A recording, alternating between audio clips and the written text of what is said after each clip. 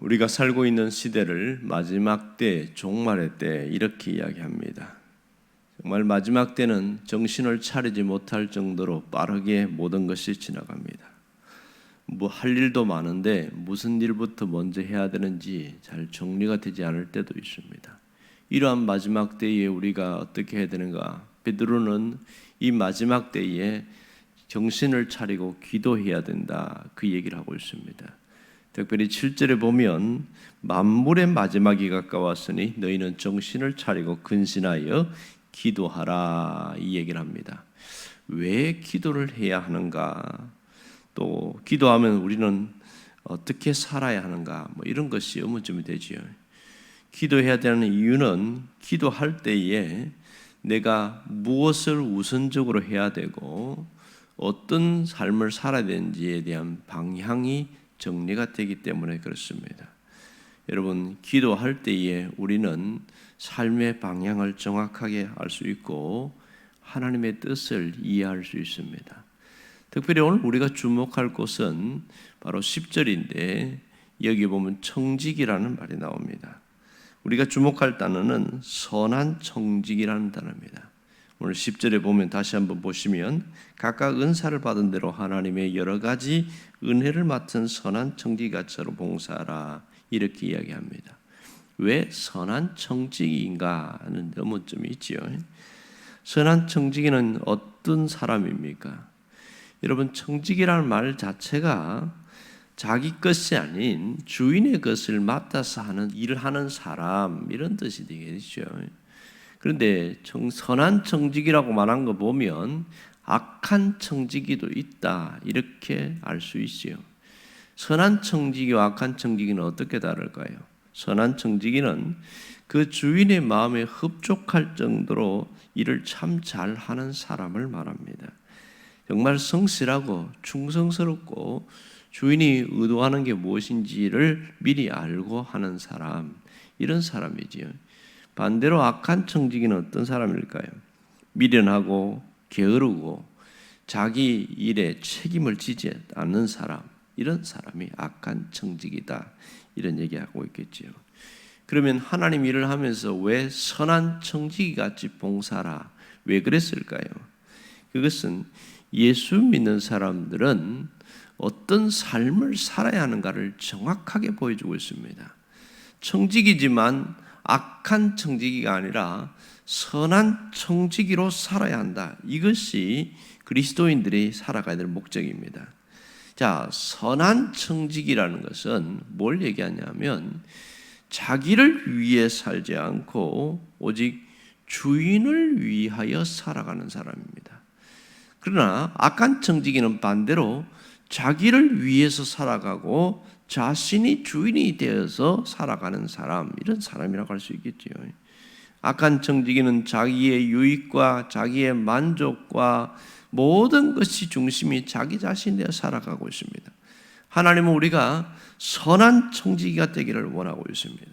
우리가 정말 선한 청지기로 살다가 갈 때에 마지막 주님 앞에서 내가 놓을 것이 있고 주님이 착하고 충성된 종이라는 칭찬을 할 수 있는, 우리가 그런 칭찬을 받을 수 있는 자가 된다는 사실입니다. 지금 우리는 하나의 끝자락에 서 있고 마지막 한 주간을 기도하면서 보내고 있습니다. 그렇다면 나는 어떤 청지기인가 하는 걸 스스로 한번 질문을 해봐야 됩니다. 내가 어떤 청지기로 살아가고 있는가를 돌아볼 수 있어야 한다는 것이지요. 누가복음 12장 35절에서 48절에 보면 두 명의 청지기가 나옵니다. 여기에 우리 본문에서 말한 것처럼 한 사람은 선한 청지기입니다.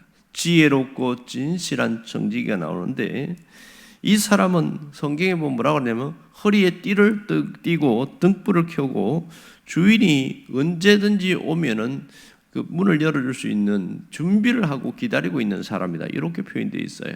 아마 주인이 멀리 어디 갔던 모양이 있죠. 그런데 주인이 없는 동안에는 집에 있는 사람 종들을 주인처럼, 주인이 하는 일을 도맡아 하는 사람처럼 성실하게 한다, 이렇게 되어 있습니다. 그런데 이 악한 청지기, 오늘 성경에서 누가복음 12장에서 미련하고 악한 청지기 이렇게 나오는데, 이 사람은 주인이 드디어 올 줄 알고 자기가 주인인 양 종들을 때리고 막 그렇게 먹고 마시고 취하면서 살아갔다, 이런 얘기합니다. 그런데 어느 날 예고도 없이 주인이 직접 집에 온 거예요. 이럴 때에 선한 청지기는, 지혜롭고 선한 청지기는 등불을 들고 있었으니까 문을 열고 주인을 따뜻하게 맞이하고 편안하게 쉴 수 있도록 모든 것을 준비하고, 그래서 주인이 마음에 굉장히 흡족하게 하는 사람이다, 이런 얘기합니다. 그런데 악한 청지기는 어떻게 됐을까요? 자기가 주인이 오는 줄도 모르는 거예요. 자기가 주인처럼 행세하니까 정신이 하나도 없는 거죠. 그래서 그 골아떨어지고 술을 먹고 골아떨어진 그 모습 보고 이 주인이 너무너무 화가 나가지고 그렇게 해서 이 청지기를 심히 때리면서 벌을 주었다, 이런 얘기를 하고 있는 거예요. 자, 왜 이런 현상이 생겼을까? 이 악한 청지기는 누가 주인인지를 알지 못해서 그렇습니다. 자신이 청지기라는 의식이 있었다면 이렇게 살지 않았겠지요. 그가 일시적으로는 주인 행세를 했지만 나중에는 엄청 비참하게 된 것을 알 수 있습니다. 여러분, 오늘 하나님이 우리에게 원하는 게 뭘까요? 하나님이 원하시는 것은 우리가 선한 청지기로 살아가라는 겁니다. 모든 그리스도인들이 선한 청지기가 되어서 그렇게 살아가라, 이것이 하나님의 뜻입니다. 그렇다면 선한 청지기는 세 가지를 꼭 기억해야 됩니다. 하나는, 선한 청지기는 은혜 의식으로 살아가는 사람입니다. 오늘 여기에 10절에 뭐라고 이야기합니까? 여러 가지 은혜를 맡은 선한 청지기 같이, 이렇게 말합니다. 여러 가지 은혜를 맡은, 이 무슨 말입니까? 은혜 의식으로 살아간다는 것이지요. 하지만 은혜 의식으로 살지 않고 비교 의식으로 살아가는 사람이 있습니다. 청지기처럼 살긴 하는데 늘 비교하는 사람이 있어요.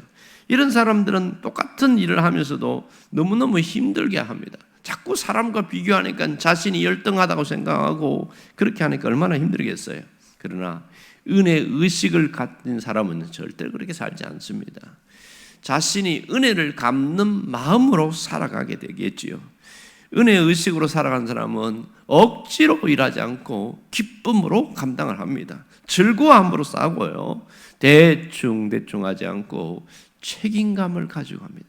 이게 은혜 의식으로 살아가는 청지기의 모습입니다. 또 하나는, 이 선한 청지기는 철저하게 대리자 의식을 가지고 살아갑니다. 누구의 대리자입니까?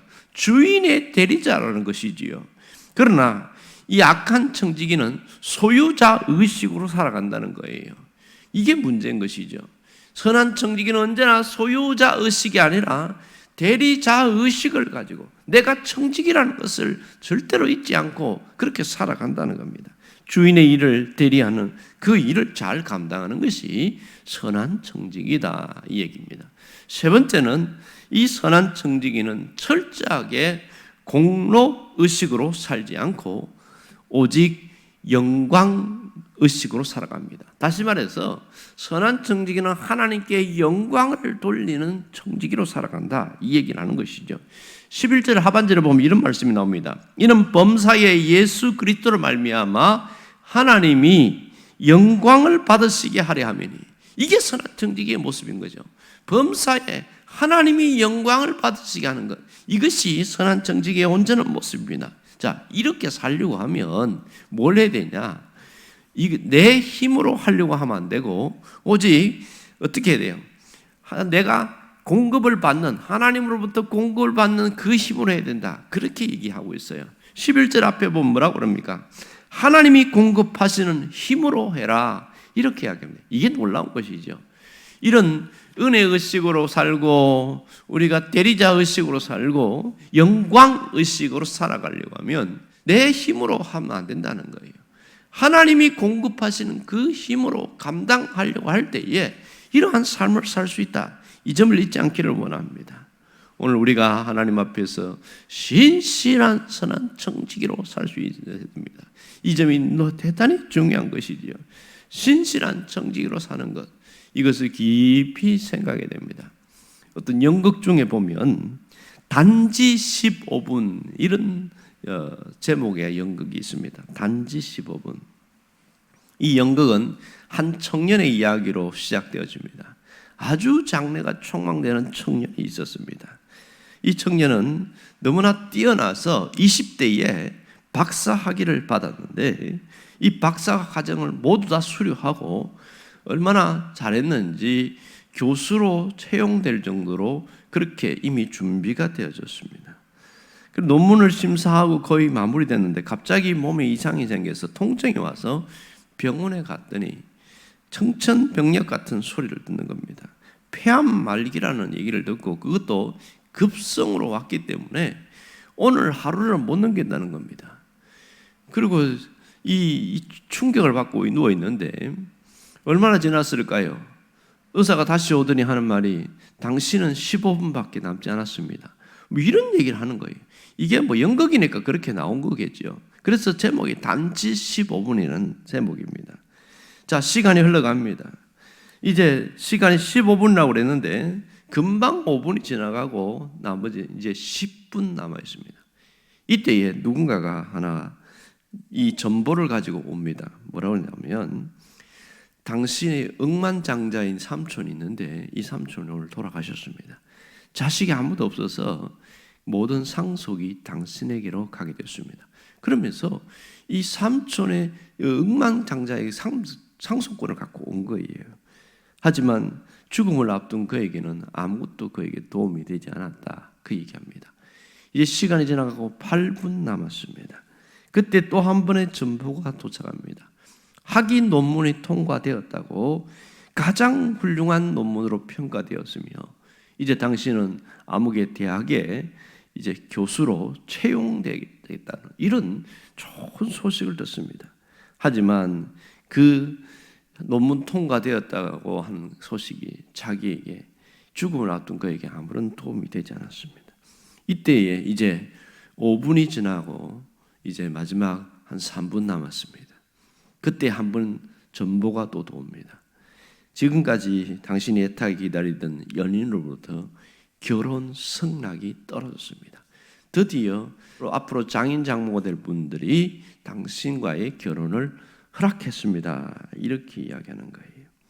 그런데 그는 그 얘기를 듣고 2분 동안 이 3가지의 기쁜 소식을 손에 옮겨지고 그만 그 자리에서 죽었다. 이 연극은 그렇게 끝납니다.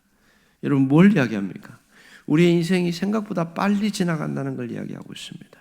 정말 인생은 짧습니다. 지난번에 슐러 얘기를 했잖아요. 슐러가 뭐라고 하냐면 시간의 걸음을 세는 방법은 3가지다 이렇게 이야기합니다. 미래는 주저하면서 다가오고 과거는 영원히 정지해 있고 현재는 화살처럼 날아간다. 현재라는 시간은 정말 화살처럼 날아가고 있는 거죠. 여러분 이때 우리가 어떻게 살아야 돼요? 시간에 끌려다니지 말고 시간을 부리는 자로 살아가야 됩니다. 누가 시간을 부리는 자가 됩니까? 선한 청지기로 살아가는 사람이 시간을 부리는 자입니다.